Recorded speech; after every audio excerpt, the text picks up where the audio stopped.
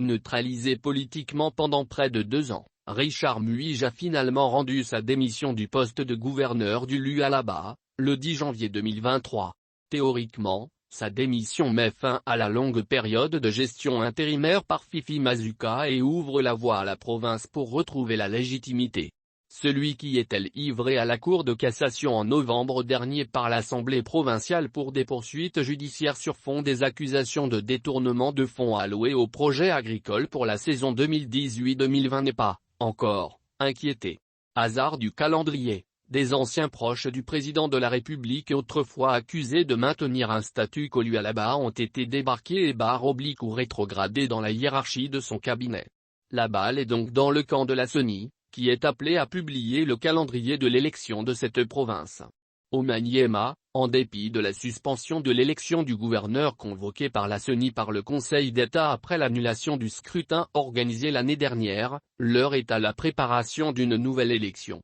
Même si la date n'est pas encore publiée, rien n'empêcherait désormais la Commission électorale nationale indépendante à appeler de nouveau les députés provinciaux dans les urnes, la hiérarchie ayant compris qu'elle était induite en erreur, selon une source bien introduite à la Cité de l'Union africaine.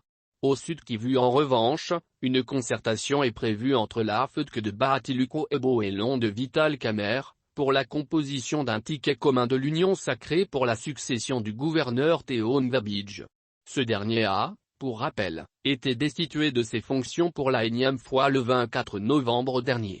27 députés provinciaux sur 48 que compte l'Assemblée provinciale ont voté pour la motion de censure contre le gouvernement provincial.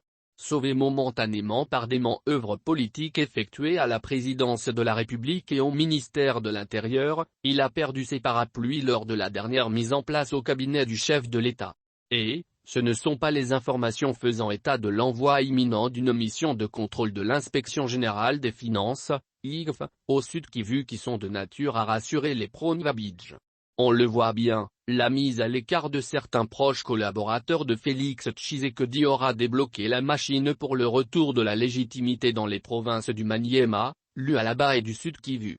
Pour rappel, le 15 janvier dernier, le chef de l'État a remanié son cabinet. Au terme d'une ordonnance présidentielle, il a remplacé certains de ses collaborateurs dont les très influents Fortuna Bizele et Jean-Claude Kabongo.